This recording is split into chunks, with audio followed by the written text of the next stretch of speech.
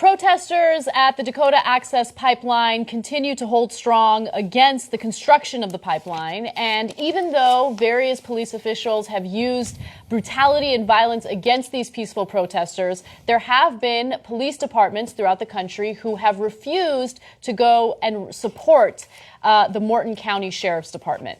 Now, the reason why is because their constituents are calling the sheriff in various locations throughout the country and letting the sheriff know that they do not support their law enforcement officials going to the location and fighting back against the protesters. Apparently, a massive campaign of angry phone calls and indignant emails to departments planning to travel to North Dakota succeeded in persuading multiple sheriffs who are elected officials. The brutal tactics used against peaceful Standing Rock Sioux and other water protectors have been a gross abuse of power. Now, before I get into the details in terms of who has decided not to support the Morton County Sheriff's Department, I want to show you a video that Jordan Sheridan did where he's speaking to the chairman of the Standing Rock Sioux tribe.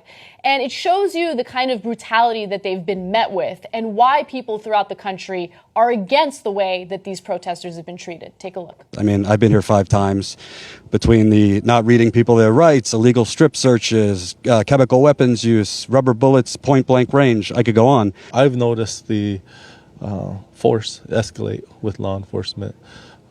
Using untrained guard dogs to billy clubs to rubber bullets to sound concussion. There's just you could go on, but it seems like Grenades. I don't know what they are. Concussion grenades.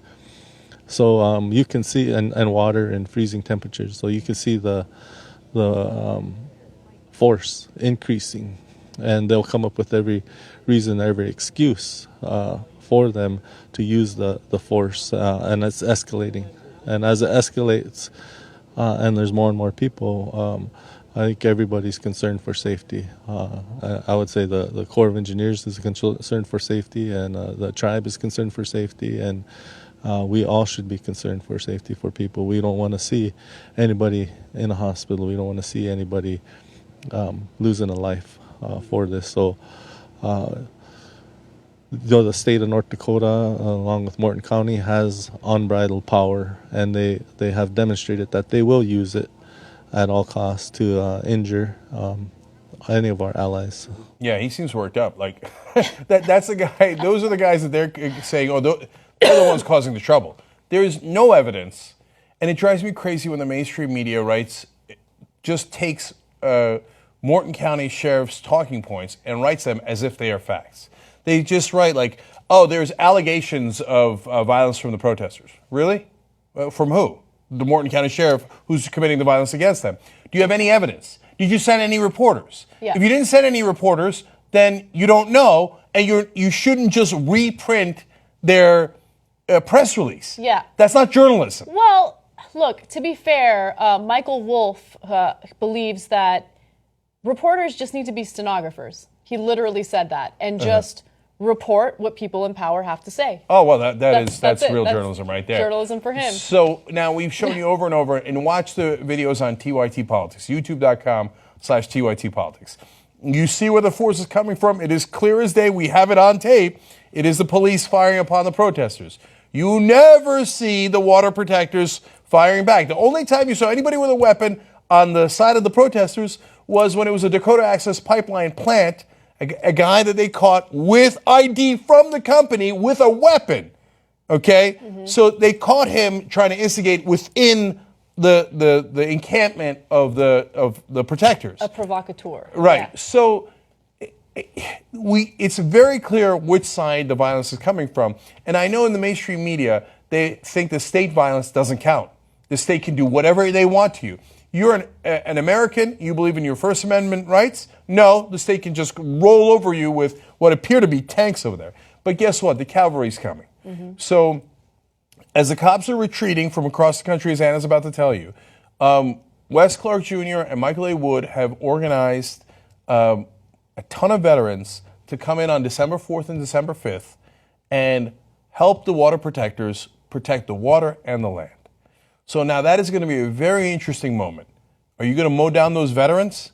I hope not. I hope not. So now we're going to put a link at the bottom of this video that allows you to help those veterans get there and do the great work that they're doing. Our nickname here for Wes, who's one of our hosts, is the cavalry. So in this case, literally, the cavalry is on the way. Now, meanwhile, a lot of the police forces across the country got called in on what is called the Emergency Management Assistance Compact. This is across many states, and if you have an emergency, a natural disaster, you call in police from other places. Hey, can you help us after the storm knocked down, our wires or blew away our houses, etc. But they're not using it for that. They're using it to help a corporation remove people who are protesting.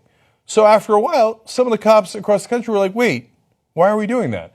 Like, maybe you want to do that. I don't know, maybe you're profiting off of it, but we're not, so we're not going to do that anymore. Yeah, look, I think that them using that reasoning is not something that's happening. It's not a widespread thought process that goes through a sheriff's mind, right? I think what's really having an impact is that constituents are calling their local sheriffs and letting them know, hey, you're an elected official. I am not happy with the idea of my taxpayer money going toward these cops who are then going to go and use brutality against these peaceful protesters.